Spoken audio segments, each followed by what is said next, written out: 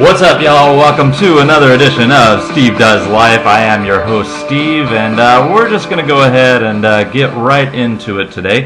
After all the tragic news, first of all, we're going to go ahead and look at politics. Hold on one second here, and yes, all right. So, with all the tragedy going on in Arizona this past weekend, at least there was a faint glimmer of good news coming out of the capital of Texas in Austin. We learned yesterday that in Austin, Texas, former Republican Congressman Tom DeLay was sentenced to 3 years in federal prison, stemming from his conviction on several charges of money laundering and conspiracy to commit money laundering in a federal political campaign.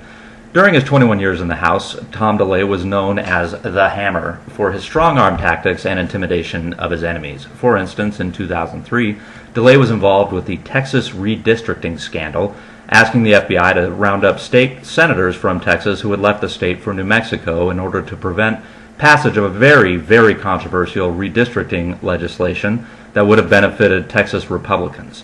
DeLay also had strong ties to former Republican lobbyist and current convicted felon Jack Abramoff.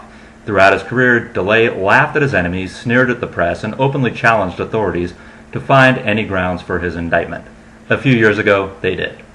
DeLay's conviction came as little surprise to his critics a few months ago, and now he faces 3 big years in the funhouse. Moral of the story, you can't piss everybody off. You can piss a few people off, but you can't piss everybody off. After a while, you don't have any friends.